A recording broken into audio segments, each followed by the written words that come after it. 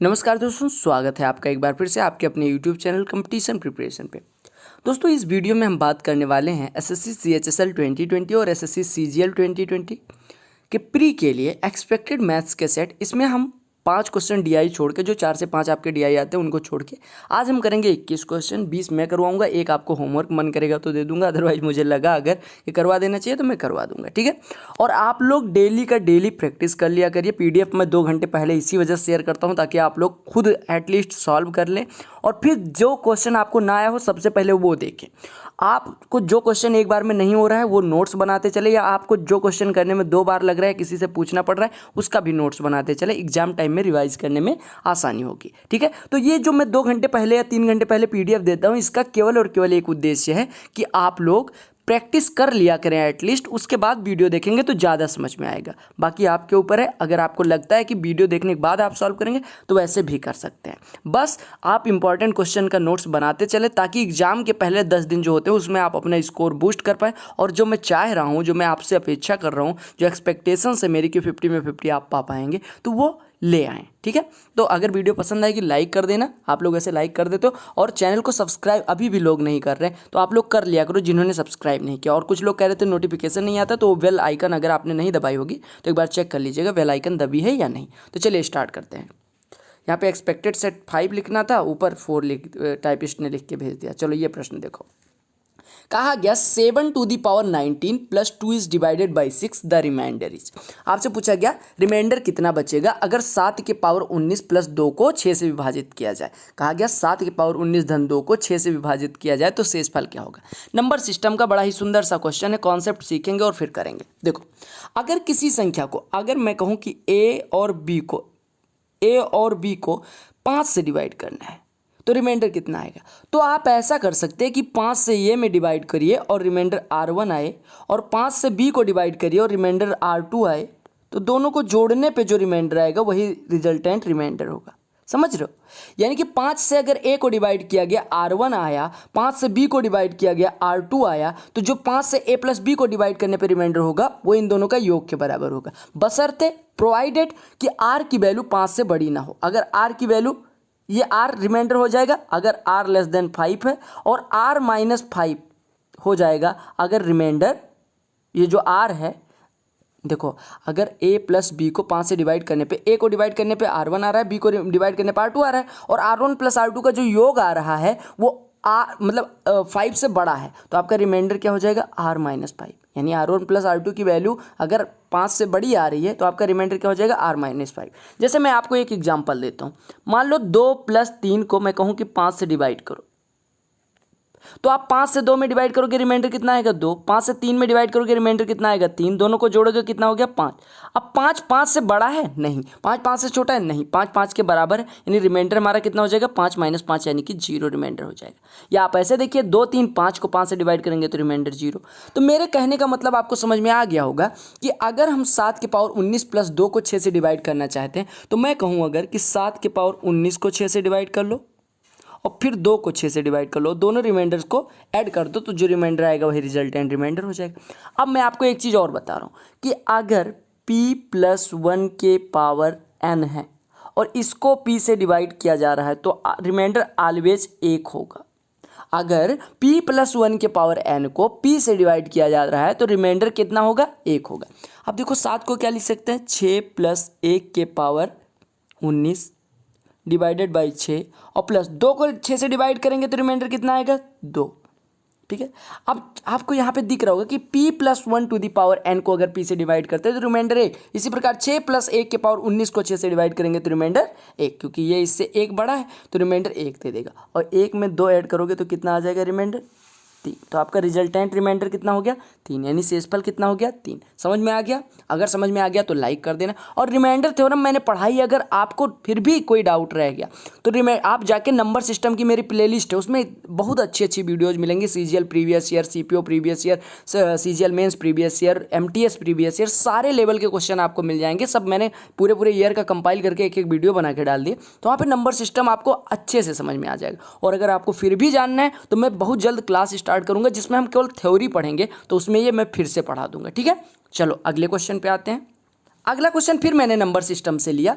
कहा गया ये number when divided successively by 4 and 5 leaves remainders 1 and 4 respectively.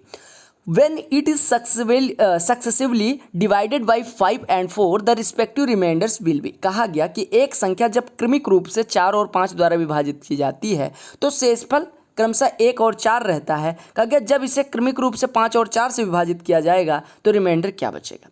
कहा गया कि एक संख्या जिसको 4 से डिवाइड करते हैं तो रिमाइंडर 1 आता है, और फिर 5 से डिवाइड करते हैं तो रिमाइंडर 4 आता है। अब कहा गया इसी संख्या को 5 से डिवाइड करने पे यहाँ पे आपको थोड़ी चीज़ समझनी होगी। आप इस क्वेश्चन को गलत इंटरप्रिटेट कर सकते हैं। आप ये कह सकते हैं कि मान लो एक नंबर n है, उसको 4 से डिवाइड करने पे रिमाइंडर 1 देता है, और n को 5 से डिवाइड करने पे रिमाइंडर 4 देता है। ये मान के आप कर सकते हैं, लेकिन तब वो गलत हो जाएगा। यहाँ पे सक्सेसिवली जो लगाया गया है इसका कुछ मतलब निकलेगा। मतलब समझ रहे हो? यानी कि अगर आपको दिया गया कि किसी संख्या n को 4 से डिवाइड किया गया, फिर 5 से सक्सेसिवली अगर 5 से डिवाइड किया गया, यानी कि जो 4 से डिवाइड करने के बाद मान लो भागफल m आया, तो फिर 5 से m को डिवाइड किया जाएगा, और ये जो रिमाइंडर आया और ये जो रिमाइंडर आया, ये दोनों रिमाइंडर आपको दिए गए, ना कि n को। यानी कि अगर 4 और 5 से सक्सेसिवली डिवाइड किए गए हैं, इट मीन्स पहले संख्या को 4 से डिवाइड किया गया, मान लो भागफल m आया, अब उसके बाद और रिमाइंडर r1 आया, तो इधर r1 आपको दिया गया है, और फिर m को 5 से डिवाइड करने पे जो रिमाइंडर आएगा वो रिमाइंडर r2 दिया गया है। यानी r1 की वैल्यू आपको दी गई है 1 और r2 की वैल्यू दी गई है 4। समझ आ गया? तो अब आपको समझ में आ गया, तो कैसे करेंगे ये जान लेते हैं। देखो, आपको दिया गया कि 4 से डिवाइड किया गया तो 1 आया रिमाइंडर, और 5 से डिवाइड करने पे 4 आया। सक्सेसिवली किया गया, पहले 4 से किया गया फिर 5 से। अच्छा, अगर 5 ये रिमाइंडर लिखा हुआ है, ये डिवाइजर लिखा हुआ है, यानी ये भाजक लिखा हुआ है, ये शेषफल लिखा। अगर हम माने कि इस केस में जो भागफल था यानी क्वोशिएंट था वो 1 रहा हो, या हम माने भागफल 0 रहा हो, सबसे छोटा भागफल क्या मान सकते हैं? 0 मान सकते हैं। यानी कि 5 से किसी संख्या में भाग देने पे भागफल 0 है और शेषफल 4 है, तो वो संख्या कितनी होगी? 5 में किस संख्या से, मतलब 5 से किस संख्या में भाग करें कि शेषफल 4 बचे? आप कहेंगे सबसे छोटी संख्या 4 हो जाएगी। ठीक है, उल्टा आप आएंगे, यानी 5 से 4 में अगर भाग करेंगे तो रिमाइंडर कितना बचेगा? 4। और ये 4 था क्या जिसमें आपने 5 से भाग दे? वो था क्या? पहले 4 से भाग करने पे भागफल जो आ रहा था उसी में 5 से भाग किया गया था, यानी ये जो 4 था वो भागफल था। यानी 4 वाले केस में यहाँ पे भागफल कितना था? 4। यानी कि जो भी संख्या थी उसको 4 से विभाजित करने पे भागफल तो 4 आ रहा है और शेषफल 1 आ रहा है, तो हमारी संख्या कितनी हो जाएगी? यानी संख्या हो जाएगी 4 से भाग किया गया, भागफल 4, शेषफल 1। यानी कि संख्या बराबर होता है divisor into quotient plus remainder, यानी नंबर इज इक्वल टू, यानी संख्या बराबर भाजक गुणे भागफल धन शेषफल, यानी 4 गुणे 4 16, 1 17। यानी हमारी संख्या क्या थी? 17। अब 17 संख्या होगी, क्या 17 ही हो सकती है? नहीं, असंख्य संख्याएं हो सकती हैं। यहाँ पे भागफल चेंज करते रहिए तो असंख्य संख्याएं हो जाएगी, लेकिन आपका रिमाइंडर सेम ही देंगे। अब कहा गया कि n बराबर 17 आ गया, यानी संख्या 17 आ गई। अब कहा गया कि अगर इसे 5 से पहले भाग किया जाए, 5 से भाग करो, 5 से भाग करोगे तो 5 तियाँ 15, शेषफल कितना आएगा? 2। यानी 5 से भाग किया गया तो शेषफल 2 आया, और फिर सक्सेसिवली डिवाइड करना है, यानी फिर 4 से पूछा गया डिवाइड करने पर कितना आएगा, तो 4 से किसको डिवाइड करोगे? जब सक्सेसिवली दिया गया है तो 4 से इस भागफल को डिवाइड करोगे, यानी 4 से 3 को डिवाइड करोगे तो 4 0 में 0, यहाँ 0 आएगा, शेषफल कितना आ जाएगा? 3। यानी 5 से डिवाइड करने पर 2 और 4 से डिवाइड करने पर 3 आएगा, तो आपका आंसर हो जाएगा 2 और 3। समझ आ गया? तो आपको सक्सेसिवली का मतलब समझना है। अगर आपको नहीं समझ में आया तो बैक करिए वीडियो, फिर से देखिए, आपको पूरी तरह से समझ में आ जाएगा। और अगर समझ में आ गया तो इसका मतलब आपका माइंड काफ़ी अच्छे लेवल का है। आपने ये कॉन्सेप्ट पहले भी पढ़ा होगा, लेकिन इतना क्लियरली शायद ना समझ में आया हो, तो आज आपको समझ में आ गया होगा। ठीक है, अगले प्रश्न पे आते हैं, और अगर आपको आता था तो बहुत अच्छी बात है। अलजेब्रा का एक प्रश्न देखो, कहा गया if a is equal to 1.21, b is equal to 2.12, c is equal to -3.33, तो आपसे पूछा गया a cube plus B cube plus C cube minus 3abc। देखो, आपको मास्टर्स बताते हैं कि आप a b c का सम करो, और अगर ये 0 आ जाए तो आपको पता है a cube plus B cube plus C cube minus 3abc बराबर 0 होता है। क्यों होता है ये भी यहाँ जान लीजिए। देखो, a cube plus B cube plus C cube minus 3abc का फार्मूला क्या होता है? a plus B plus C into A square plus B square plus C square minus A B minus B C minus C. यही formula आपने रटा होगा। अब देखो, इसमें अगर a प्लस बी प्लस सी बराबर 0 पुट कर दोगे तो इसकी वैल्यू कितनी आ जाएगी? अरे 0 में किसी संख्या से गुणा करोगे तो 0, यानी इसकी वैल्यू 0 हो जाएगी। तो आप यहाँ पे a प्लस बी प्लस सी करोगे तो a और b जोड़ोगे तो कितना आ जाएगा? 3.33, और प्लस सी करोगे यानी -3.33 हो जाएगा, यानी a प्लस बी प्लस सी बराबर कितना आ गया 0, यानी a प्लस बी प्लस सी बराबर 0। तो इसकी वैल्यू कितनी हो गई 0। तो आपका करेक्ट ऑप्शन ए वाला हो गया। ठीक है, अगले प्रश्न पे आते हैं। ये प्रश्न देखो, अच्छा सा प्रश्न है। कहा गया कि अगर x divided by 5 plus 5 divided by x is equal to -2, तो आपसे एक्स क्यूब की वैल्यू पूछेगी। ध्यान से देखिएगा, देखो अगर x डिवाइडेड बाई 5 और प्लस 5 डिवाइडेड बाई एक्स बराबर -2 दिया गया है, तो अगर आप x बाई 5 को ऐसा करिए, इसको x बाई 5 ही लिखा रहने दीजिए और प्लस 1 अपान एक्स बाई 5 इसको लिख लीजिए, क्योंकि 5 ऊपर चला जाएगा, इज इक्वल टू -2 दिया गया है। और x बाई 5 को अगर आप a एज्यूम करिए, यानी we are assuming x by 5 as a, तो ये हो गया a plus 1 by a is equal to -2। और अगर a plus 1 by a is equal to -2 हो तो a बराबर कितना हो जाता है -1। अब अगर a बराबर -1 एक इसको माना था x बाई 5 को, यानी x by 5 is equal to -1 हो गया, यानी x इज इक्वल टू कितना हो गया -5। तो x बराबर -5, तो x क्यूब कितना हो गया -125। समझ आ गया। तो बहुत आसान सा क्वेश्चन होता है, बस इसको किस वजह से लिया, क्योंकि यहाँ पे थोड़ा सा ट्रिकी था, तो इस वजह से मैंने ले लिया। ठीक है, अगले प्रश्न पे आते हैं। अच्छा, ये प्रश्न देखो, शायद मेंस में पूछा गया प्रश्न है, लेकिन अब इतना घिस पिट चुका है कि ये CHSL में आ सकता है। कहा गया m minus A square divided by B square plus C square plus m minus B square divided by C square plus A square plus m minus C square divided by A square plus B square is equal to 3। What is the value of m? कुछ लोग बताएंगे sir आप एक काम करो, a या b या c में से किसी एक को 0 कर दो, और एक काम करो कि किन्हीं मतलब दो लोगों की वैल्यू 1 रख दो, आपका आंसर आ जाएगा। तो ऐसा भी कर सकते हो। मान लो हम a बराबर 0 रख दें, मैं कई मेथड बताते चलता हूँ। a बराबर 0 रख दो, b c बराबर 1 रख दो, तो ये हो जाएगा m upon 2 plus m minus B square, यानी m माइनस 1 अपान सी स्क्वायर प्लस 1 स्क्वायर, यानी कि ये हो गया, और प्लस m माइनस सी स्क्वायर, यानी कि m minus 1 divided by A square plus B square, यानी कि 1, और ये बराबर आपको दिया गया 3। तो ये आपका हो जाएगा m/2 प्लस m, यानी कि 5m/2 इज इक्वल टू 5, यानी m बराबर कितना हो गया 2 हो गया। अब सब में रख के वैल्यू चेक कर लो कि किसकी वैल्यू 2 आएगी। तो अगर आप यहाँ रखोगे तो a बराबर 0, यानी ये खत्म हो गया, ये भी खत्म हो गया। यहाँ पे रखोगे तो ये 1 दे देगा। अगर यहाँ पे रखोगे तो ये 2 देगा, यहाँ पे रखोगे तो ये 4 दे देगा, ये भी नहीं हो सकता। यहाँ पे रखोगे तो ये a तो 0 हो गया, ये भी 0 हो गया, ये भी 0, 1 माइनस 1 ये भी 0, यानी ये भी नहीं। तो आपका करेक्ट ऑप्शन कौन सा हो जाएगा? बी वाला। तो ऐसे भी कर सकते थे, और अगर आप ऐसे नहीं करना चाहते वैल्यू पुटिंग से, तो बेसिक जानना अति आवश्यक है। आप देखिए क्या करेंगे, आप पहले इसको ऐसे लिखिए m minus A square divided by B square plus C square plus m minus B square upon C square plus A square, और plus m minus C square divided by A square plus B square is equal to 3 दिया गया है। ठीक है, अब इसको देखो basic से कितने आसानी से कर सकते हो। 3 को इधर लाओगे तो ये -3 हो जाएगा, यानी -3 बराबर 0। और -3 को क्या लिख सकते हो? सबके आगे -1 -1 -1 लिख दो। ये सबके बगल में लिखा है, चूंकि जगह नहीं थी मैंने, इस वजह से ये बराबर 0 हो गया।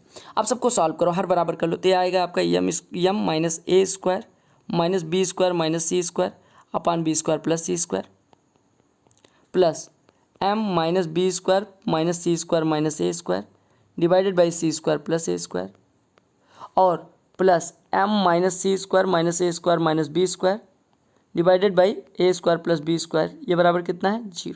अब यहाँ पे कुछ कॉमन आ रहा है, m माइनस ए square minus B square minus सी स्क्वायर कॉमन ले लीजिए, तो बचेगा कितना? m माइनस ए square minus B square minus सी स्क्वायर अगर कॉमन ले लीजिए तो यहाँ पे कुछ बचेगा, कुछ भी बचेगा, और बराबर 0 है। अब अगर ये बराबर 0 है तो या तो ये 0 के बराबर होगा, या तो ये, अगर ये 0 के बराबर हो गया तो मान लो ये 0 के बराबर हो जाता है, तो आपका ये 0 मतलब अगर दो संख्याओं को गुणनफल 0 के बराबर है तो या तो दोनों संख्या 0 के बराबर होंगी, या तो कोई एक। अगर आप इसको 0 के बराबर करोगे तो यहाँ से m की वैल्यू आएगी नहीं, ये m की वैल्यू कहाँ से आएगी?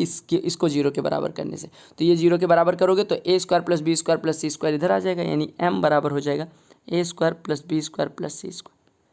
तो आपको ये भी बेसिक भी पता है और ये वाली मेथड भी पता है। तो आई होप कि आपको ये समझ में आ गया होगा। और ये देखो शॉर्ट ट्रिक जानना जरूरी है। मैंने एक कल मीम देखा, उसमें कहा कि मान लो पूछा उसने, एक एग्जामिनर था, उसने पूछा 2135 मल्टीप्लाइड बाई 964 कितना होता है? स्टूडेंट रिप्लाई करता है सर 230। पूछता है सर ये तो इवन मतलब क्लोज भी नहीं है आंसर के, बहुत दूर है, मतलब अगर आंसर 1 लाख है तो आप जवाब दे रहे हो 0.5। कह रहा है बट आई एम फास्ट। तो फास्ट होने से मतलब नहीं है आप थोड़ी देर पहुंचो लेकिन सही पहुंचो, देर आओ दुरुस्त आओ। यानी आपको 1 मिनट लग जाए क्वेश्चन करने में, 25 क्वेश्चन को 25 मिनट में करने में कोई हर्ज नहीं है। आप 12 मिनट में करके 13 प्रश्न गलत कर दे रहे हो तो वो गलत है, ठीक है। तो आप सबसे पहले अपना सही करने पे, एरर ना हो इस पर फोकस करो, सिली मिस्टेक्स ना हो इस पर फोकस करो। स्पीड प्रैक्टिस करने से बढ़ेगी, ना कि ट्रिक जानने से। स्पीड अगर आपका कैलकुलेशन बढ़ेगा, कैलकुलेशन स्पीड के लिए प्रैक्टिस करिए, ये नहीं कि पहाड़ा रट रहे हैं। प्रैक्टिस जितनी रहेगी कैलकुलेशन उतनी तेज होगी, ठीक है। अगले प्रश्न पे आते हैं। मैंने तो कभी नहीं रटी, मैंने तो कभी कोई ट्रिक नहीं पढ़ी, तो मेरी स्पीड कैसे ठीक ठाक है? इसी वजह से क्योंकि प्रैक्टिस करी। Practice makes a man perfect, ये याद रखिएगा। चलो, कहा गया cot pi by 2 minus theta is equal to √3, तो what is the value of cos theta. अब देखो कॉस थीटा की वैल्यू निकालनी है तो हमें थीटा पता होगा तभी निकाल सकते हैं। अच्छा एक चीज़ बताओ, आपको दिया क्या गया है? Cot pi by 2 minus theta is equal to, cot कितने अंश का मान होता है? √3, तो आप कहेंगे कॉट 30 डिग्री का, यानी कॉट 30 डिग्री का। समझ रहे हो? अच्छा मैंने कॉट में ही क्यों चेंज किया? क्योंकि कॉट नहीं रहेगा तो इक्वेट नहीं कर पाओगे। यहाँ पे कॉट है, यहाँ पे कॉट है, दोनों के एंगल को बराबर कर सकते हो। यानी आपका हो गया pi by 2 90 minus theta is equal to 30 अंश, तो थीटा कितना हो गया? 60 अंश। अब अगर थीटा 60 अंश हो गया, आपसे पूछा क्या गया? कॉस थीटा, यानी कॉस 60, तो कॉस 60 बराबर कितना हो जाएगा? कॉस 60 की वैल्यू कितनी होती है? 1/2, तो आपका आंसर हो गया 1/2। अगले प्रश्न पे आते हैं। अच्छा ये प्रश्न जैसे आया, ट्रिगो कुछ लोगों को कहते हैं कि मुझे टफ लग रही है। देखो ट्रिगो पता है कब टफ लगती है? जब आप वैल्यू पुटिंग मेथड पे भागने लगते हो, बेसिक नहीं सीखते। हर जगह वैल्यू पुटिंग नहीं आएगी, तो आप कई जगह पुट करते हो, गलत आंसर आ जाता है ना। तो देखो आपको ये पता होना चाहिए कि वैल्यू पुटिंग वहीं पे, अब मान लो कहीं पे थीटा बराबर 45 आपने पुट किया, आपका इक्वेशन सेटिस्फाई कर गया। मान लो इधर इक्वेशन दिया गया था, वो सेटिस्फाई कर गया, और ऑप्शन में साइन थीटा कॉस थीटा है, और आपको केवल वैल्यू पुटिंग मेथड पता है, तो आप क्या करोगे? आपको या तो फिर से रखना पड़ेगा। तो अगर फिर से रख रहे हो तो ज़्यादा समय ले लोगे, आप बेसिक से करोगे, उससे ज़्यादा समय तो इसमें ले लोगे, तो क्या फ़ायदा हुआ उसका? तो इसी वजह से कहता हूँ कि आपको ये पता रहेगा, अगर बेसिक पता रहेगा तो ये पता चल पाएगा कि कहाँ पे वैल्यू पुटिंग लगेगी, कहाँ पे नहीं लगेगी, ठीक है। देखो ये कहा गया कि sine 45 plus theta minus cos 45 minus theta की वैल्यू बतानी। अगर आपको ऐसा कुछ दिख रहा है तो आप क्या करोगे? थीटा बराबर पुट कर दो 45 अंश, पुट किया थीटा 45, साइन 45 प्लस 45 यानी साइन 90 हो गया इधर, और इधर कॉस 45 माइनस 45 यानी कॉस 0 हो गया इधर। साइन 90 की वैल्यू 1 माइनस कॉस 0 की वैल्यू 1, 1 में से 1 गया 0, तो आपका आंसर 0। अच्छा लेकिन अगर वैल्यू पुटिंग ना आती तो आपको सीधे से एक फार्मूला पता होगा कि साइन ए प्लस, मैं 2 फार्मूले लिख दे रहा हूँ, ये आप याद कर लीजिएगा। साइन ए प्लस बी वैसे याद होंगे सभी को, बराबर होता है sign A cos B plus cos A sine B, ये होता है। और sign A minus B, cos A minus B क्या होता है? Cos A sine B plus sign ए, अच्छा सॉरी मैंने गलत कर दिया, यहाँ पे कर लीजिएगा कॉस बी प्लस साइन ए साइन बी, ठीक है।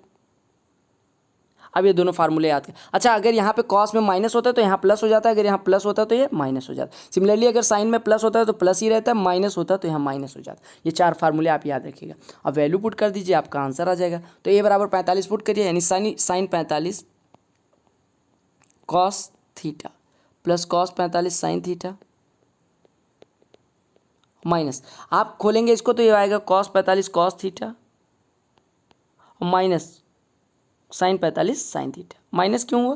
क्योंकि माइनस से मल्टीप्लाई होगा ना, माइनस आगे देखिए इसके लगा है, ये माइनस लगा है, तो ये अगर प्लस रहेगा फिर माइनस का मल्टीप्लाई होगा तो माइनस हो जाएगा। अब आपको दिख रहा होगा कि साइन 45 साइन थीटा, देखो साइन 45 कॉस 45 की वैल्यू बराबर है, यानी ये दोनों बराबर है, और साइन थीटा तो ये कट जाएगा। कॉस 45 और साइन 45 की वैल्यू बराबर है, इधर भी कॉस थीटा इधर भी cos theta, plus minus cut जाएगा, यानी आपका आंसर कितना आ गया? 0। तो दोनों मेथड आपको पता होनी चाहिए। फार्मूले याद कर लीजिएगा, साइन ए प्लस बी का, साइन ए माइनस बी का, कॉस ए माइनस बी का, कॉस ए प्लस बी का, ये 4 फार्मूले आपको याद होने चाहिए, ठीक है। बस आपको इतना याद रखना, साइन में दोनों पक्षों को लेके चल रहा है, भाई बहन ये पेरेंट है समझ लो, ये अपना मम्मी पापा हैं। जो कहते हैं अगर यहाँ पे माइनस कहते हैं तो हम लोग प्लस करते हैं, ये प्लस कहते हैं तो माइनस करते हैं, ठीक है, ऐसे याद रखिएगा। चलो ये क्वेश्चन जो प्रश्न है वो ऐसा सही है, लेकिन यहाँ पे ऑप्शंस गलत हैं। अगर longest side of a triangle is 20 centimetre and another side is 10 centimetre, if area of the triangle is 80 centimetre square, then what is the length of its third side. कहा गया कि एक जो ट्राइंगल है उसकी सबसे बड़ी भुजा 20 सेंटीमीटर की है, इसकी छोटी भुजा मतलब कोई सी और भुजा 10 सेंटीमीटर की है। अगर त्रिभुज का एरिया 80 सेंटीमीटर स्क्वायर, तो आपसे कहा गया इसकी तीसरी साइड की वैल्यू बताओ। अब देखो आपको सबसे बड़ी भुजा अगर 20 दे दी गई तो 20 से बड़ा तो कोई हो ही नहीं सकता। या फिर ऐसा कर सकते हैं कि यहाँ पे पूछ लिया गया हो, ये अंडर रूट सबके आगे लगा लीजिएगा, तो हो सकता है अंडर रूट लगाने पे ये 16 आपका आंसर हो जाए। अब देखो अगर ये सबके आगे अंडर रूट लगाइएगा तो देखिए हो सकता है इस पे ये ऑप्शन सही हो जाए।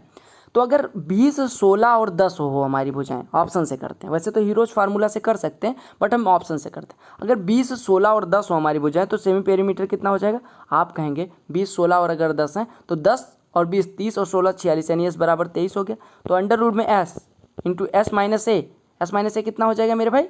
एस माइनस ए यानी कि 3 into S minus B 13 into S minus C 7। तो यहाँ पे न 13 का वर्गमूल निकलेगा, न 7 का, न 3 का, न 23 का, तो ये तो ऑप्शन हो ही नहीं सकता। अब आप दूसरा देखिए, यानी कि अगर तीसरी भुजा निकालनी है तो आप ऐसे निकाल सकते हो, हीरोज फार्मूला लगाओ और निकाल लो। देखो आपको पता चल गया सबसे लंबी भुजा 20 है और दूसरी भुजा 10 है, तीसरी भुजा मान लो 2x है। अब अगर तीसरी भुजा 2x हो गई तो सेमी पेरीमीटर कितना हो जाएगा?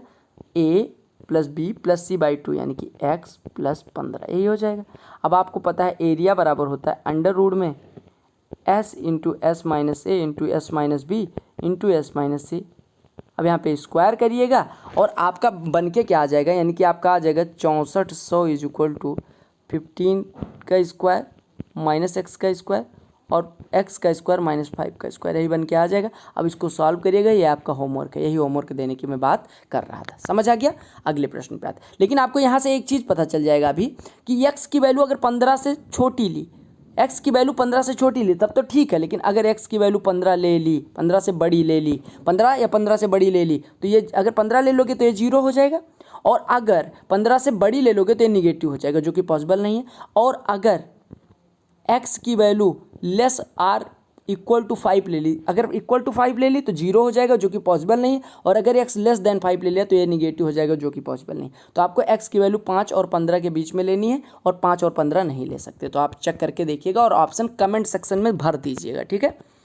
कहा गया कि 2 circles of same radius intersect each other at P and Q if the length of the common chord is 30 centimetre and the distance between the centres of the 2 circles is 40 centimetre, what is the radius of the circles. आपको दिया गया कि ये 2 identical circles हैं, the circles which has same radius are called identical circles. अब आपको दिया गया कि उनकी कॉमन कॉर्ड की लंबाई 30 है। अगर कॉमन कॉर्ड की लंबाई 30 है और ये O1 है, ये O2 है, तो ये आपका 15 हो जाएगा, ये 15 हो जाएगा। ये मान के चलेगा अगर इक्वल ट्राइंगल है, इक्वल सर्किल है, आइडेंटिकल सर्किल है इक्वल रेडियस के, तो आपको जो ये जीवा होगी, मतलब इनके बीच की दूरी जो होगी वो जीवा द्वारा समद्विभाजित होगी और जीवा भी समद्विभाजित होगी, यानी जीवा की लंबाई a अगर हो तो अगर 2a हो पूरी तो ये a हो जाएगी और ये इस पर परपेंडिकुलर हो जाएगा। अब आपसे कहा गया कि दोनों केंद्रों के बीच की दूरी कितनी है? 40 है। दोनों केंद्रों के बीच की दूरी 40 है। तो यहाँ पे आपको ये 15 ना होके ये 20 लेना पड़ेगा, यानी ये 20 है, ये 20 है। अब अगर ये 20 है, ये 20 है और जीवा की लंबाई 30 है, तो जीवा यहाँ पे आपको पता है अगर ये परपेंडिकुलर हो तो ये समद्विभाजित होगी, क्योंकि वृत्त के केंद्र से जीवा पे डाला गया लंब उसे समद्विभाजित करता है। अगर ये लंब है तो इसको समद्विभाजित करेगा। समद्विभाजित करने का मतलब बाइसेक्ट करेगा, यानी कि अगर पूरा 30 है तो आधा आधा में डिवाइड करेगा। ये 20 है, ये 15 है, तो ये कितना हो जाएगा? और 20 का स्क्वायर 400, 15 की स्क्वायर 225, तो अंडर रूट 625 यानी ये 25 हो जाएगा। तो वृत्तों की त्रिज्याएँ कितनी है? 25। समझ आ गया? तो वृत्त की त्रिज्या कितनी है? 25 सेंटीमीटर। तो आपको यहाँ पे 2 चीज़ें याद रखनी थी। एक कि अगर किसी वृत्त के केंद्र से जीवा पे लंब ड्रा किया जाए तो जीवा को बाइसेक्ट करेगा, यानी the perpendicular drawn from the centre of a circle on any chord bisects it. और इसका अपोजिट भी सही है कि अगर किसी जीवा के मध्य बिंदु को केंद्र से जो मिलाती है रेखा वो हमेशा जीवा पे लंब होती है। ये चीज़ आपको समझना होगा, बाकी कुछ नहीं, ठीक है। टाइम एंड वर्क का बड़ा ही सड़ा हुआ प्रश्न कहा गया, if 6 men and 8 boys can do a piece of work in 10 days and 26 men and 48 boys can do the same in 2 days, then the time taken by 15 men and 20 boys to do the same type of work. कहा गया कि 6 men हैं और 8 boys हैं, अगर वो कोई कार्य करते हैं तो 10 दिन में करते हैं, वाइल 26 men और 48 boys 2 दिन में कर सकते हैं। तो आपसे कहा गया 15 पुरुष अगर कार्य करें, यानी 15 मेन कार्य कर रहे हो और 20 बॉयज कार्य कर रहे हो, तो कितने दिन लगेंगे कार्य करने को, ठीक है। अब देखो आपको पता है कि ये आदमियों की संख्या है, दिन की संख्या, यानी ये M1 है, ये D1 है, ऐसे ये M2 है, ये D2 है। और आपने पढ़ा होगा M1D1 is equal to M2D2, यानी M1D1 यहाँ से टोटल वर्क निकालेंगे तो आ जाएगा 60 मैन प्लस 80 वुमेन 80 बॉयज, और इधर से निकालोगे ये बराबर हो जाएगा 2 गुणे 26 यानी 52M प्लस 96 बॉयज। सॉल्व करो तो आपका 8 मैन बराबर आ जाएगा 16 बॉयज, यानी अगर 1 मैन बराबर 2 बॉय हो गया, 1 मैन बराबर 2 बॉय, यानी एक आदमी 2 बच्चे के बराबर कार्य करता है। यानी कि अगर आदमी 2 कार्य करता है तो बच्चा 1 कार्य करता है। अब अगर आदमी 2 कार्य करता है, बच्चा 1 काम करता है, तो टोटल कार्य कितना हो गया यहाँ पे रख के चेक कर लीजिए। यानी कि कार्य हो गया 60 दूना 120 और 80 200 यूनिट टोटल कार्य है। और कर कितने लोग रहे हैं 15 मैन, यानी 30 इधर और 20 बॉयज़, यानी 30-20 50 कार्य हो रहा है। 200 करना है, 50 एक दिन में हो रहा है, यानी दिन कितने लगेंगे 200/50 यानी कि 4 दिन। समझ आ गया। तो आपको एक फार्मूला याद रखना है कि ऑलवेज जो आदमी होते हैं और दिनों की संख्या का गुणनफल ऑलवेज कांस्टेंट होगा अगर मतलब वो जो कार्य है एक ही कार्य कर रहे हों। ठीक है, सिंगल मतलब अगर एक ही पीस ऑफ वर्क कर रहे हैं तो always M1D1 is equal to M2D2 होगा। ये देखो टाइम एंड वर्क का क्वेश्चन, कल हमने पाइप एंड सिस्टम ले लिया था तो इस वजह से आज मैंने दोनों क्वेश्चन टाइम एंड वर्क का लिया।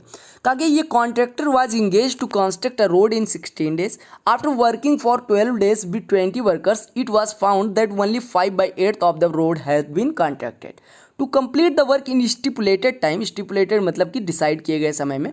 The number of extra worker required is, कहा गया कि एक ठेकेदार 16 दिन में सड़क बनाने के लिए लगा हुआ था 20 श्रमिकों के साथ 12 दिन में। देखो पहले आदमियों की संख्या कितनी थी, M1 कितना है 20, और कितने दिन के बाद 12 दिनों के बाद, यानी 12 दिन तक वो कार्य करवाता है। उसके बाद वो पाता है कि सड़क का 5/8वां हिस्सा ही निर्माण किया गया, यानी कितना कार्य हो गया 5/8 हिस्सा।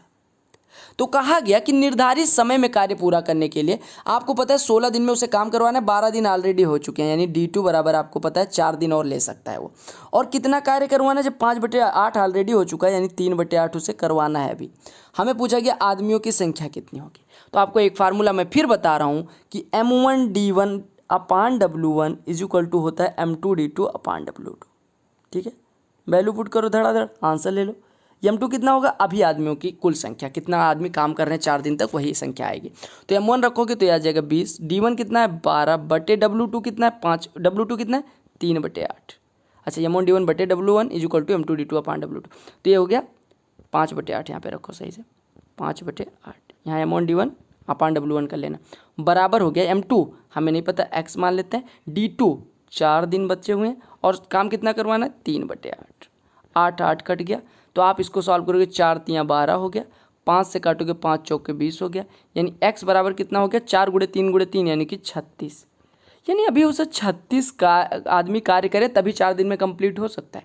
लेकिन आपसे कहा गया आवश्यक, आपसे पूछा गया आवश्यक अतिरिक्त मजदूरों की संख्या। 20 तो हमारे पास ऑलरेडी लेबरर्स काम कर रहे थे, हमें चाहिए 36, यानी कितना ऐड कर दे तो हमारे 36 हो जाएंगे 16। समझ आ गया। तो आपको एक फार्मूला यहाँ से एक याद रखना है इस तरह के क्वेश्चंस में कि M1D1 upon W1 is equal to M2D2 upon W2, जहाँ M1 स्टार्टिंग में कितने आदमी कार्य कर रहे थे, कितने दिनों बाद पाया गया, यानी कि D1 वो होता है, कितना कार्य उतने दिनों में हो चुका था वो होता है W1, कितने आदमी करेंगे वो M2 होता है, D2 कितने दिन रिमेनिंग है, जैसे 60 का ठेका होता है 40 दिन काम हो चुका होता है, यानी 20 दिन बचा है तो D2 20 हो जाएगा, और W2 कितना कार्य बचा हुआ है यही होता है। ठीक है, अगले प्रश्न पे आते हैं। चलो बहुत सुंदर सा ज्योमेट्री का प्रश्न लो। कहा गया कि D and E are the points on side AB and AC of triangle ABC। D is parallel to BC if AD अनुपात DV is equal to 2:5 and area of triangle ABC is 98 centimetre square. What is the area of quadrilateral BDC। ध्यान से देखिएगा, मैं अंग्रेजी वाले प्रश्न को छिपाऊँ नहीं, रहने दो, इसी में कर ले रहे हैं। देखो एक आपको ट्राइंगल ड्रा करना है। We have drawn a triangle named ABC. It is given in the question that D and E are 2 points on sides AB and AC. Let us assume D is here and E is here. What is given further in the question is D is parallel to BC, यानी D BC के समांतर दिया गया। कहा गया AD अनुपात DB दिया गया 2:5, AD अनुपात DB दिया गया 2:5, और त्रिभुज ABC का क्षेत्रफल दिया गया है 98।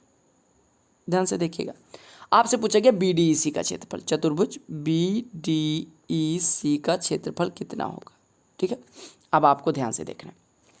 देखो अगर ट्राइंगल DE पैरेलल BC हो गया तो ये कोण बराबर इस कोण के, ये कोण बराबर इस कोण के, ये कोण बराबर कॉमन है तो दोनों में बराबर हो। अब अगर दो ट्राइंगल्स के तीनों ऑल 3 एंगल्स मैं अंग्रेजी में बता रहा हूँ, if all three angles of two triangles are equal then triangles will be similar. यानी कि अगर किन्हीं दो त्रिभुजों के तीनों कोण बराबर हो तो कैसे त्रिभुज होते हैं? समरूप त्रिभुज।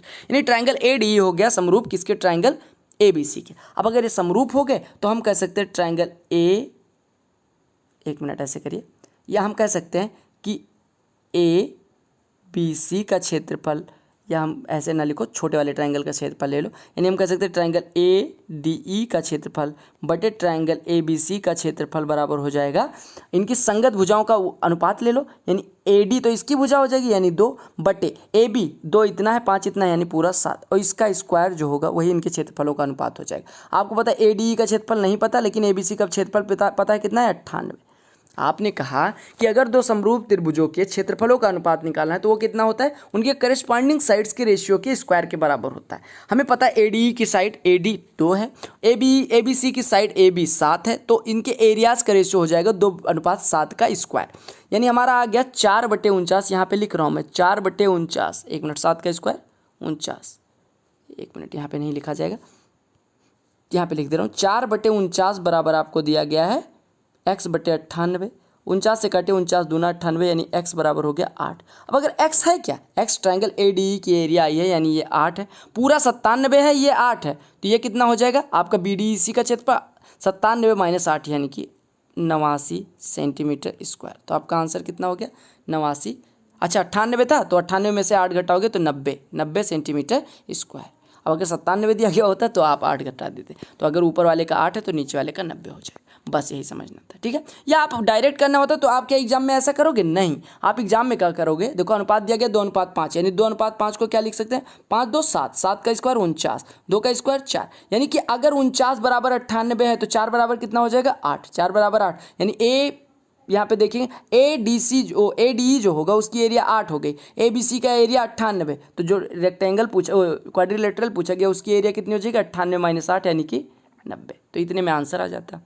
ये सड़ा हुआ प्रश्न देख लो प्रॉफिट एंड लॉस का। प्रॉफिट एंड लॉस से बेसिकली 2 क्वेश्चन पूछे जाते हैं, लेकिन शायद मैंने आज एक ही लिया क्योंकि पिछले सेट में मैंने 2 क्वेश्चन करवा दिए थे। और आपको अगर कोई भी टॉपिक नहीं आता तो previous year topic wise solve question paper आपको मिल जाएंगे। वहाँ पे प्रीवियस ईयर हूबहू क्वेश्चन मैंने उठाए हैं, कई बार तो पेपर से ही सॉल्व करवा दिया, डायरेक्ट पेपर के PDF से, और आपको वहाँ पर कुछ सोचने की ज़रूरत नहीं है कि मैंने इधर से उठाया, तो वहाँ पर पेपर में डेट भी लिखी होती है कि किस ईयर में पूछा गया, तो वो सारी चीज़ें आपको मिल जाएंगी। और सारे प्रीवियस ईयर कोर आपको सोर्स मिलेगा जहाँ से मैंने करवाया, सारे कॉन्सेप्ट समझाएं। तो प्रीवियस ईयर सॉल्व पेपर की प्लेलिस्ट आपके लिए मस्ट है, मुझे व्यू नहीं चाहिए, आप अगर देख लोगे आपको खुद ही पता चलेगा कि फ़ायदा करेगा। और एटलीस्ट SSC CGL 2019 तो सॉल्व करके जाना ही जाना, क्योंकि आपका एकदम सेम पैटर्न पे CHSL का एग्जाम हो रहा है। कहा गया ये tradesman marks his goods at 35% above it's cost price, यानी कि वो 35% ज़्यादा मूल्य पे अंकित करता है अपने किसी वस्तु का मूल्य, यानी अगर 100 में खरीदता है तो 135 अंकित करता है। फिर कहा गया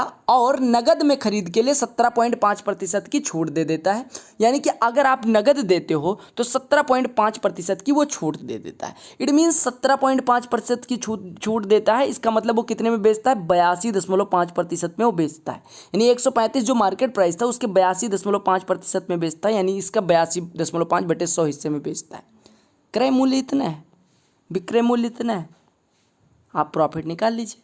तो आप कहेंगे देखो 5 से काटो, 5 से आएगा 20, 5 से काटो कि 5 दूनी 10, 5 सत्ते 35, 5 चौको 20, 5 से 16.5 हो गया, ठीक है। यानी आपका हो गया 4 से काट दो, 4 से काटोगे तो आपका हो जाएगा 4 छक 24, 6.75, ठीक है। अब आप गुणा कर लो, 6.75 से इसमें गुणा करोगे तो ये आपका हो जाएगा 5 पच्चे 25, 5 सत्ते 35, 2 37, 5 छक 30 और 3 33, ये हो गया। 6 से गुणा करोगे तो कितना हो जाएगा? 4050 मेरे ख्याल से 4050 होगा, 450, ठीक है। और ये आपका 675 ऐसे लिख दो, जोड़ दो, 5 7 3 5 8 5 13, 3 7 10 11, 4 6 10 11, यानी 111 रुपया 375 पैसा में बेचता है। 100 रुपये में खरीदा था, 111 रुपये 375 पैसे में बेचता है। इट मीन्स आपका कितना % का प्रॉफिट हो रहा है? अरे 100 रुपये की खरीद के 11 रुपये 375 पैसे कमाता है, यानी कि 11 रुपये 37 पैसे और 5 मतलब 11 रुपये 3 37.5 पैसे कमाता है, यानी कि कितने प्रतिशत कमाता है, जितने रुपए है, यानी कि 11.375% प्रॉफिट कमाता है। ऐसे कर सकते थे, या आप 35% और 17.5% का रिजल्टेंट ले लेते। तो आपको क्या करना पड़ता, आप कहते 35 माइनस 17.5 और माइनस 35 गुणे 17.5/100, तो ये रिजल्टेंट हो जाता है आपका। इसको सॉल्व कर लेते तो डायरेक्ट यही आ जाता। ठीक है, अगले प्रश्न पे आते हैं। कहा गया कि एक व्यापारी ने 2 बैल बेच दिए 84 रुपए में प्रत्येक को।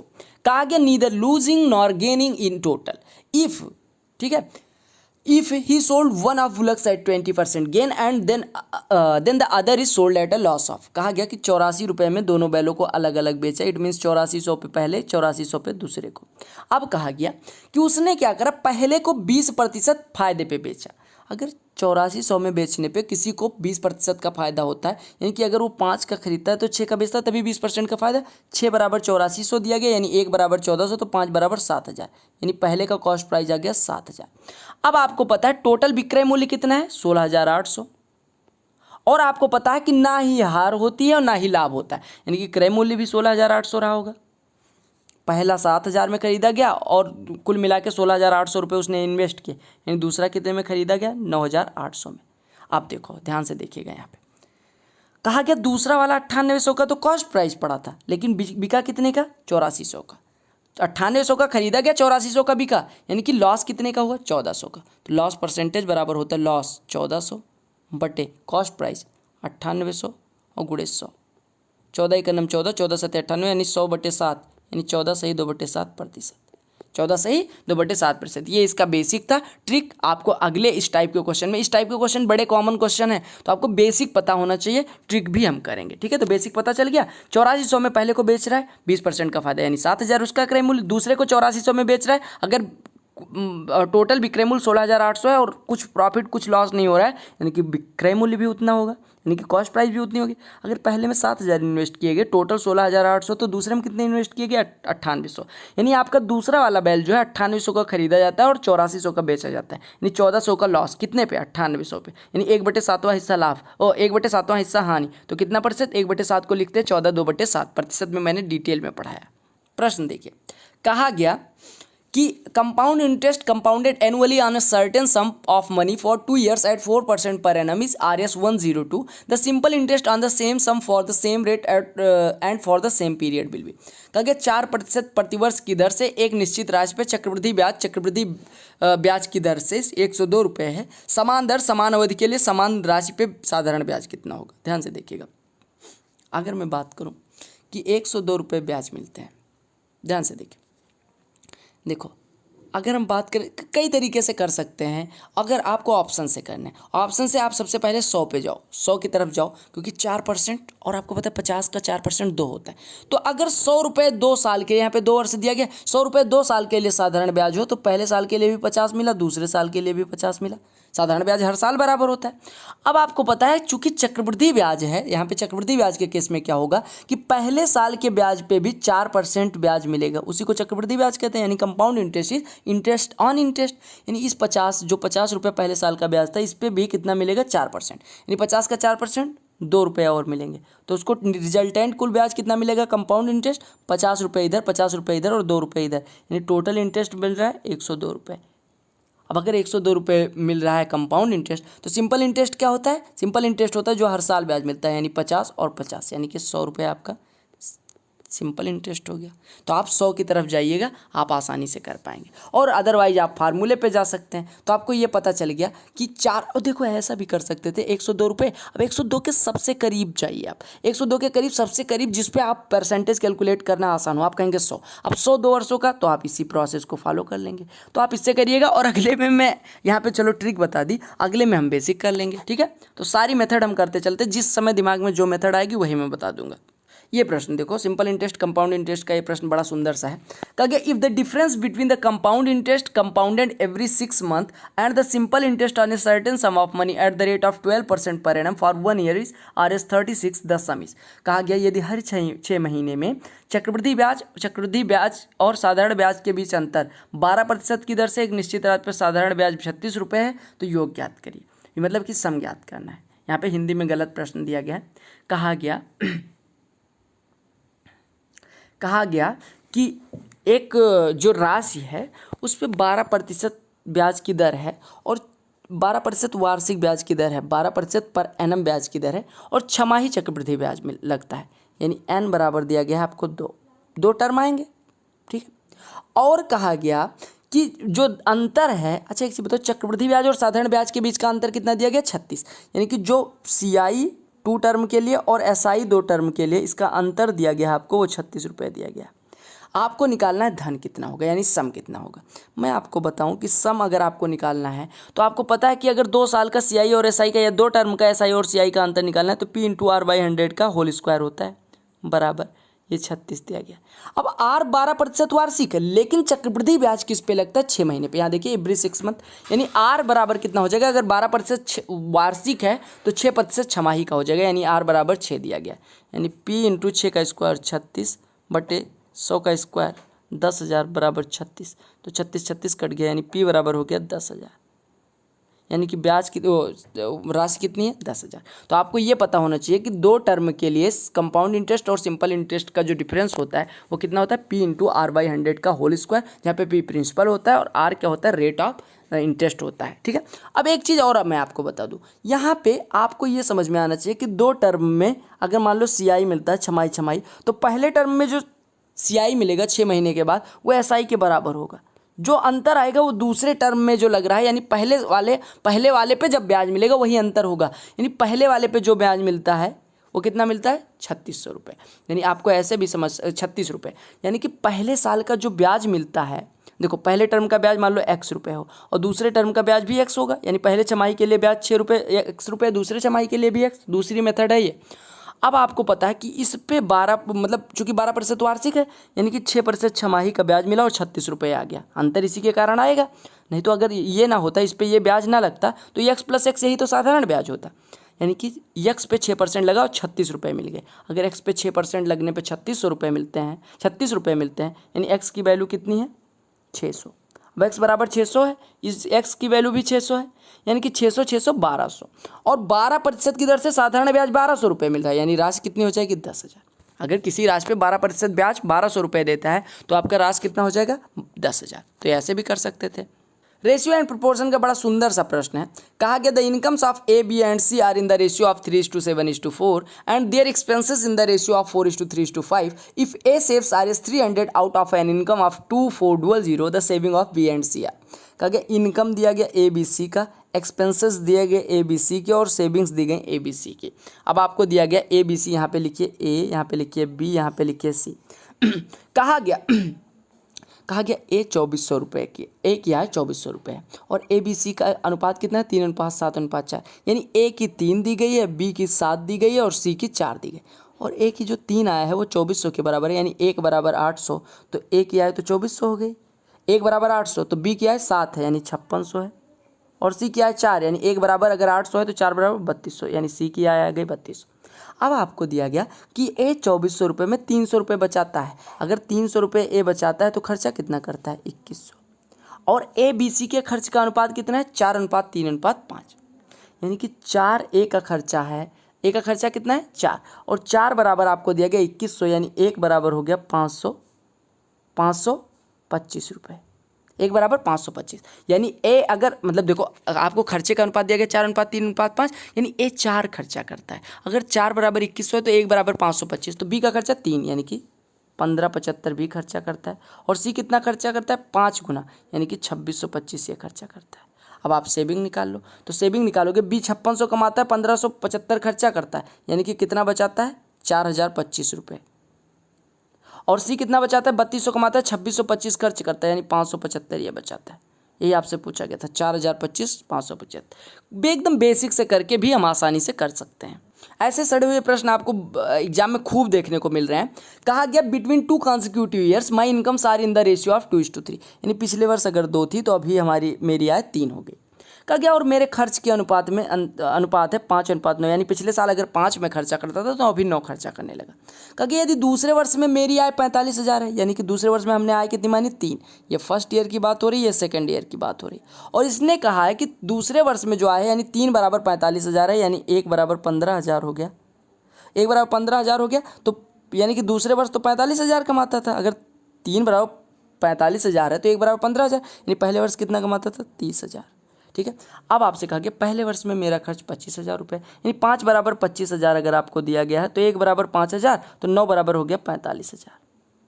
तो आपसे कहा गया तो माई सेविंग फॉर 2 ईयर्स, यानी कि दोनों साल मिला के कुल कितना मैं बचाता हूँ। अगर दोनों साल के लिए पूछा जाएगा, ठीक है, तो अगर दोनों साल के लिए पूछा जाएगा तो 30,000 पहले साल कमाया, 25,000 खर्च किया, यानी 5,000 यहाँ बचा है, और दूसरे साल 45 कमा के 45 खर्चा कर दिया, यानी 0 रुपये बचा है। तो कुल अगर पूछा जाएगा तो 5,000 प्लस 0 5,000 आएगा। लेकिन अगर पूछा जाएगा फॉर सेकेंड ईयर, यहाँ पे फॉर 2 ईयर पूछा गया, फॉर सेकेंड ईयर पूछा जाएगा तो दूसरे साल के लिए पूछा जाएगा तो 45,000 कमाया, 45,000 खर्च कर दिया, यानी नील, जितना खाया उतना उड़ा दिया, बात खत्म हो गई, कुछ सेविंग नहीं। तो ये बहुत खर्चुआ आदमी की, अय्यास आदमी की, लग्जरियस आदमी की ज़िंदगी की बात है। ठीक है, 45 कमा रहे क्लर्क बन के और 45 खर्च कर दे रहे। ठीक है, अगले प्रश्न पे। इस क्वेश्चन को अगर आप जाओगे पूरा डिटेल में करने सिंप्लीफिकेशन तो पागल कर देगा आपको अप्रॉक्सीमेशन से, क्योंकि देखो सारे ऑप्शंस इतने भी क्लोज नहीं है। आपको देखना है कि 2 आ रहा है तो 2 दशमलव के कितने अंकों बाद आएगा, या तो आपको उसके लिए अप्रॉक्सीमेशन यूज करना चाहिए। ऑप्शन देखो, अगर यहाँ पे ये होता 2.157 2.153 तब तो अप्रॉक्सीमेशन यूज करना का टफ होता। बट अगर आपको ऐसा दिख रहा है कि थोड़ा डिफरेंस है, 10-10 के मतलब अंश में होते जा रहे हैं, यानी कि 10-10 का अंतर है, 10-10 गुने का अंतर है, तो आप क्या काम करो, अप्रॉक्सीमेशन करो। 3.157 को ले लो 3.2 गुड़े 4126 लिखो, और गुड़े 3198 को ले लो 32 ले सकते हो, और डिवाइडेड बाई 63.960 को लो 64, और गुड़े 2835.121 को ले लो 2835। अब सॉल्व करो, 32 का नंबर 32, 32 दूना 64, 2 से कटेगा 1.6। अब अगर 1.6 से इसमें भाग दो, गुणा करोगे तो 16 छक्का 96, हासिल आएगी 9, 16 दूना 32, 9 41, हासिल आएगी 4, 16 का नंबर 16 4 20, 16 चौको 64 और 2 66। अब देखो 28 दूना 56, 6601 है, 28 से भाग करोगे 28 दूना 56, उससे 1000 ज़्यादा, यानी कि 2.3 के आसपास, 2.29 के आसपास कुछ आएगा, जो कि सबसे क्लोज होगा डी के। तो आपका करेक्ट ऑप्शन हो जाएगा डी। तो अगर आप गुणा करने जाओगे कि किससे कट रहा है किससे नहीं कट रहा है, 6 महीने समय लग जाएगा, गुणा करते रह जाओगे, तो आपका आंसर 2.29 के आसपास आएगा, जो कि सबसे क्लोज 2 के है। तो इसका निकटतम मान पूछा जाएगा, द अप्रॉक्स वैल्यू पूछी जाएगी। ठीक है, अगले प्रश्न पे आते हैं। तो अप्रॉक्सीमेशन से ऐसे आ गया, if a right circular cone of height 24 centimetre has a volume of 1232 centimetre cube, then the area of its curved surface. आपसे कर्व्ड सरफेस एरिया पूछेगी। कहा गया 24 सेंटीमीटर ऊंचाई के लंब गोलाकार शंकु, यानी आपको शंकु दिया गया है, ऊंचाई जिसकी दी गई 24 सेंटीमीटर, और आपसे पूछा गया कि इसका क्या दिया गया, वॉल्यूम बोले तो आयतन, यानी v बराबर दिया गया 1232 सेंटीमीटर क्यूब। तो आपसे पूछा गया है इसका घुमावदार सतह का क्षेत्रफल, यानी कि पाई आर एल पूछा गया। अब आपको अगर पाई आर एल निकालना है तो सबसे पहले आपको आर निकालना पड़ेगा, एच तो पता है, और एल बराबर होता है अंडर रूट में h square plus r square. अब आप सॉल्व करने जाओ, यानी कि वॉल्यूम कितना होता है 1/3 गुड़े पाई 22/7 गुड़े आर स्क्वायर और गुड़े एच की वैल्यू 24 बराबर दिया गया 1232। सॉल्व करो, आंसर ले लो। तो सॉल्व करोगे तो कितना आ जाएगा देखो 3 से काटोगे 8 दे देगा, 8 से काटोगे तो 8 एकम 8, 4 43, 8 पंचे 40, 154 हो गया। 22 से काटोगे 7, आर स्क्वायर बराबर 7 का स्क्वायर, यानी आर बराबर 7 हो गया। अब अगर एच बराबर 24 है, आर बराबर 7 है, तो एल बराबर कितना हो जाएगा 25, क्योंकि 24 7 25 ट्रिपलेट बनाते हैं। अब यहाँ से आपका क्षेत्रफल आ जाएगा पाई आर एल, यानी 22/7 गुड़े आर 7 गुड़े एल 25, 7 7 कट गया, 22 गुड़े 25 यानी 550 सेंटीमीटर स्क्वायर आपका क्या हो गया, कर्व्ड सरफेस एरिया। अगले क्वेश्चन पे आएंगे और वो नेक्स्ट क्वेश्चन होगा। इस वीडियो में हम 21 क्वेश्चन करने वाले हैं। और आपने अगर फेसबुक पेज अगर भाई का नहीं लाइक किया तो जाके लाइक कर दो, 1000 लाइक पहुंचाओ, क्योंकि अगर इतना फेसबुक चलाते हो क्या करने के लिए चलाते हो, वहाँ पर लाइक कर देना। ठीक है, लिंक इस पर PDF पे आपको मिल जाएगी, PDF पे क्लिक करके आप पहुँच जाइएगा। देखिए क्या दिया गया है, कहे the area of triangle is 216 centimetre square and its sides are in the ratio of 3:4:5। The perimeter of the triangle is, आपसे पेरीमीटर पूछा गया। आपको पता है 3 4 5 के अनुपात में अगर साइड्स दी गई हैं तो 5 वाला 5x, 3 वाला 3x, 4 वाला 4x और ये ट्रिपलेट बन जाएगा।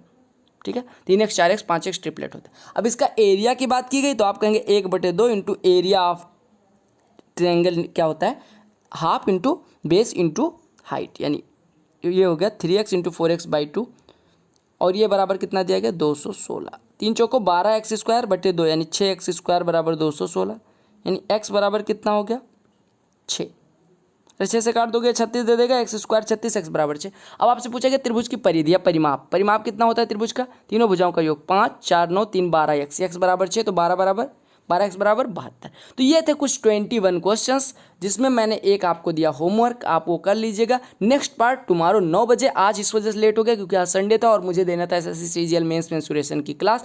आपको डेली एक प्रैक्टिस सेट मिल रहा है, 25 सेट करने के बाद हम इंग्लिश पे आएंगे। रीजनिंग कुछ लोग कह रहे हैं, सब कुछ करवाने की कोशिश करूंगा, हालांकि मैथ्स और इंग्लिश की जिम्मेदारी मेरी है, मैथ्स करवा के फिर इंग्लिश करवाऊंगा। तब तक के लिए देखते रहिए आपका अपना चैनल। अगर शेयर नहीं किया तो शेयर कर डालो चैनल को और वीडियो को, और जो भी मन करे शेयर कर देना अगर पसंद आई हो तो, और खुशी खुशी मन से, और लाइक करके जाना अगर पसंद आया, ठीक है, क्योंकि भाई ने मेहनत करी गर्मी में बैठ के बिना फैन की।